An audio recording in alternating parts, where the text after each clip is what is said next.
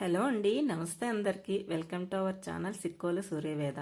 ఈరోజు నేను సోయా చంక్స్తో అదేనండి మిల్ మేకర్తో మసాలా కర్రీ ప్రిపేర్ చేశాను.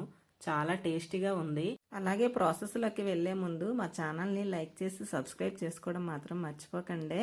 ముందుగా వేడి నీళ్ళు పెట్టుకొని కొంచెం మరిగాక అందులో మిల్ మేకర్ వేసుకొని కాసేపు పక్కన పెట్టుకోవాలి. ఈలోపు స్టవ్ పైన కడాయి పెట్టుకొని అందులో 2 స్పూన్స్ ఆయిల్ వేసుకొని ఇందులో హోల్ గరం మసాలా దినుసులు వేసుకోవాలి. ఇందులో చూపిస్తున్నవి వేసుకోవాలి. ఇందులోనే ఒక 2 పెద్ద ఉల్లిపాయలు తీసుకొని ముక్కలుగా కట్ చేసుకొని వేసుకోవాలి. ఇందులో అల్లం వెల్లుల్లి కూడా వేసుకొని ఒకసారి కలుపుకున్న తర్వాత ఒక పిడికెడు జీడిపప్పు పలుకులు కూడా వేసుకొని కలుపుకోవాలి. ఇందులోనే ఒక చిన్న కొబ్బరి ముక్క కూడా వేసుకొని ఎండు కొబ్బరి వేసుకొని కలుపుకోవాలి. ఇవి కొంచెం ఫ్రై అయిన తర్వాత ఇందులో ఒక 2 పెద్ద టమాటాలు తీసుకొని కట్ చేసుకొని వేసుకోవాలి. టమాటా మగ్గేంత వరకు మగ్గించుకుంటే సరిపోతుంది. మరి ఎక్కువగా అవసరం లేదు, కొంచెం మగ్గితే చాలు. అలా మగ్గిన తర్వాత కొంచెం మూత పెట్టి మగ్గించుకుంటే సరిపోతుంది. అలా పక్కన పెట్టుకోవాలి. ఇప్పుడు ఇందాక మనం వేడినీటిలో నానబెట్టుకున్న మిల్ మేకర్ కూడా గట్టిగా పిండేసుకొని పక్కకు తీసుకోవాలి.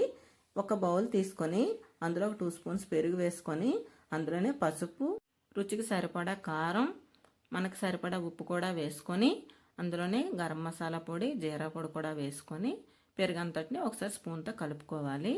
ఇదంతా కలిపిన తర్వాత ఇందులోనే మిల్ మేకర్ని కూడా వేసుకొని కలుపుకోవాలి. మసాలా పట్టించుకోవాలి. వీటికి మొత్తం అంతా కలిసేలాగా కలుపుకోవాలి. ఇలా అంతా మొత్తం కలిపిన తర్వాత ఈ మిల్ మేకర్ని ఒక 10 నిమిషాల పాటు పక్కన పెట్టుకోవాలి. ఇప్పుడు ఒక మిక్సీ జార్ తీసుకొని ఇందులో మనం వేయించి పెట్టుకున్న ఉల్లిపాయ, టమాటా వేసుకొని మెత్తగా బ్లెండ్ చేసుకోవాలి. ఇలా ప్యూరీలా చేసుకున్న తర్వాత ఇప్పుడు ఒక కడాయి పెట్టుకొని అందులో ఒక 2 స్పూన్స్ ఆయిల్ వేసుకొని బిర్యానీ ఆకు, కొంచెం జీలకర్ర, పచ్చిమిర్చి వేసి వేయించుకోవాలి.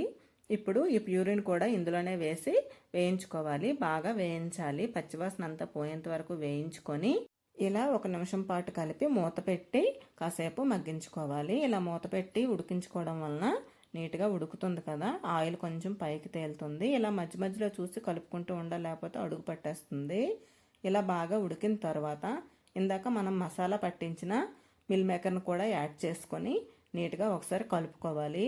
ఇలా మొత్తం అంతా ఒకసారి కలిసేలా కలుపుకొని మనం గ్రేవీకి సరిపడా వాటర్ కూడా యాడ్ చేసుకోవాలి. ఇప్పుడు ఇందులో వాటర్ యాడ్ చేసుకొని ఒకసారి మొత్తం అంతా కలుపుకొని గ్రేవీ మనకి ఎంత కావాలి అనే దాన్ని బట్టి వాటర్ అడ్జస్ట్ చేసుకొని వేసుకోవాలి.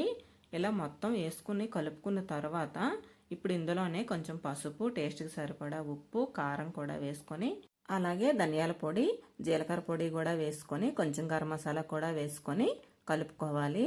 ఇలా మొత్తం అంతా కలిసేలాగా కలుపుకున్న తర్వాత మసాలాలంతా పడతాయి నీట్గా. ఇప్పుడు మనం కాసేపు మూత పెట్టి మగ్గించుకోవాలి. ఒక 10 నిమిషాల పాటు ఉడికించుకుంటే సరిపోతుంది. ఆయిల్ అంతా పైకి తేలేంత వరకు ఉడికించుకోవాలి. ఇలా మధ్య మధ్యలో తీస్తూ కలుపుకోవాలి. ఎందుకంటే జీడిపప్పు వేసాం కాబట్టి అడుగు పడుతుంది, చూసుకోవాలి. మధ్య మధ్యలో చూసుకొని కలుపుకున్న తర్వాత ఇక కూర రెడీ అయిపోయినట్టే. ఇందులో కసూరి మేతి వేసుకొని ఉంటే కొత్తిమీర కూడా వేసుకుంటే మన కూర రెడీ అయిపోయింది. ఎంతో టేస్టీగా ఉండే హై రిచ్ ప్రోటీన్ గల మిల్ మేకర్ కర్రీ రెడీ అండి. నాన్ వెజ్ ఇష్టపడిన వాళ్ళు ఇలా మిల్ మేకర్తో ఒకసారి ట్రై చేసి చూడండి, సూపర్గా ఉంటుంది. మటన్ టేస్ట్ వస్తుందండి, చాలా బాగుంటుంది కర్రీ. ఒకసారి ట్రై చేసి చూడండి. మిల్ మేకర్ నచ్చిన వాళ్ళు ఈ స్టైల్లో చేసి ఒకసారి తిని చూడండి, చాలా బాగుంటుంది. మీరు ఈ రెసిపీని ఒకసారి ట్రై చేయండి. అలా మీరు కూడా ఏ స్టైల్లో చేస్తారో కూడా కామెంట్ చేయండి. Bye bye.